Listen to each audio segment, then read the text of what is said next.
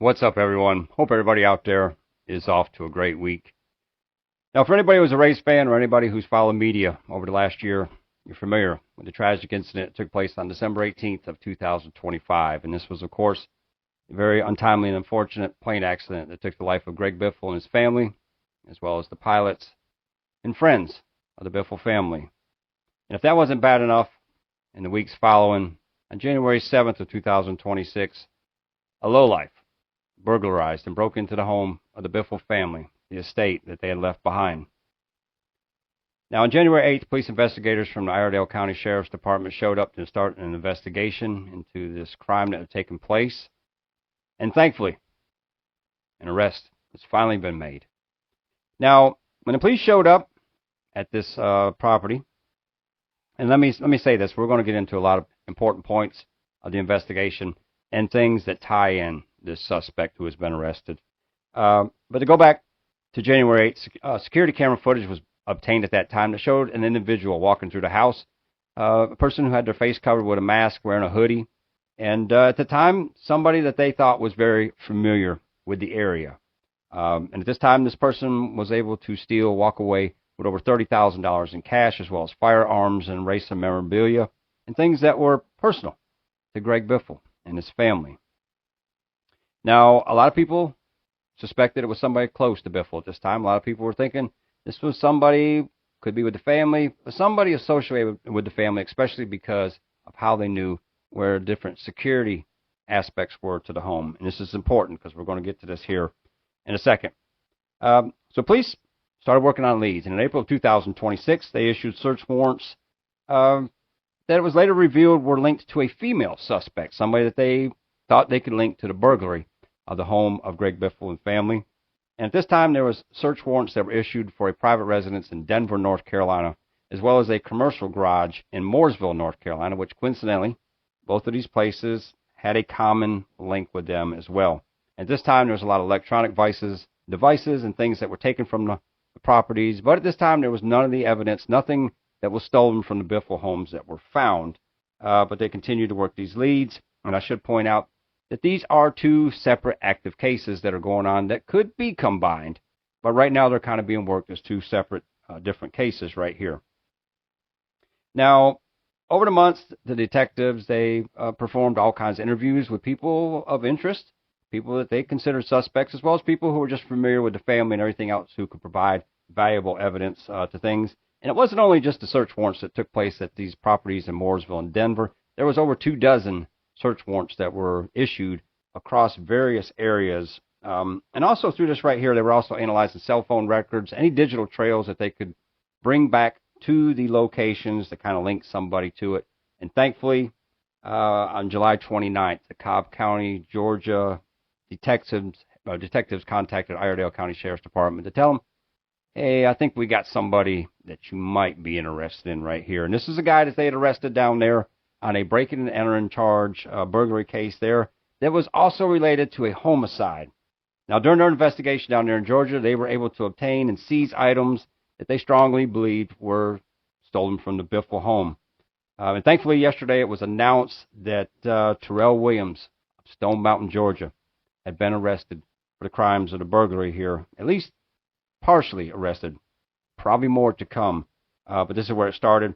And evidence that they had seized during this right here was Biffle's SRX series medallions, as well as other multiple items that were thought to be stolen from the Biffle home right there. So that obviously linked him to this. And one of the other parts is he also had burglary tools that were with him and everything. But one of the key parts of this right here was he had a radio frequency detector.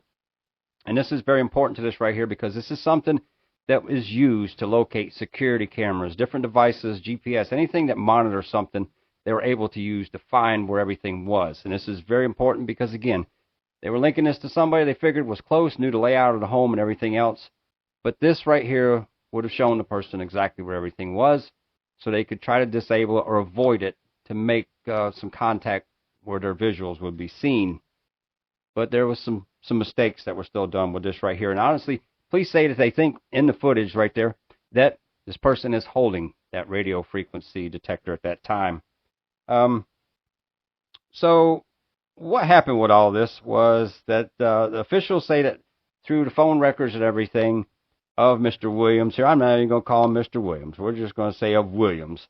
The phone records can place him at the Biffle home at the exact time of the burglary. And also on top of this, these phone records also show that he was in and around the area, around the home in the days preceding the burglary that took place at the Biffle home. And then here's the nail in the coffin for the old boy, is that the following day after the burglary, he used cash. And keep in mind, $30,000 cash was stolen from Greg Biffle. He used cash to go purchase a vehicle at an auto dealership in a neighboring county.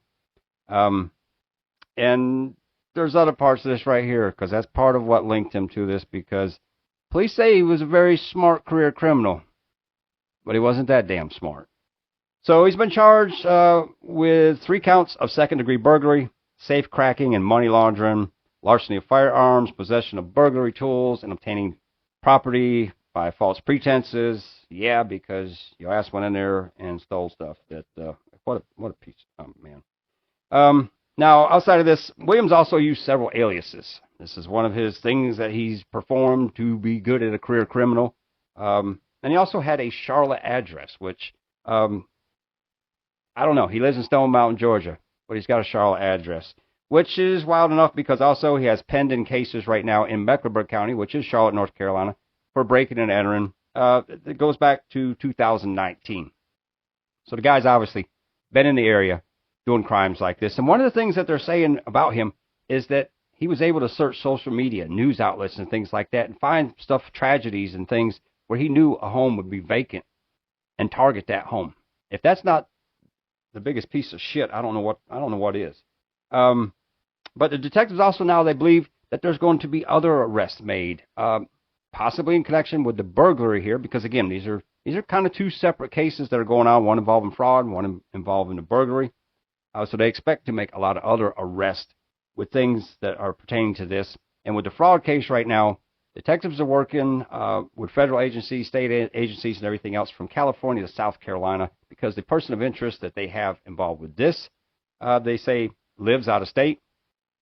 I personally believe this person is going to be found to be living in Pennsylvania. So there's a lot of things that are going to happen with this. But what's interesting, too, is that the detectives are saying they can't say for sure that that's Williams on camera inside the house.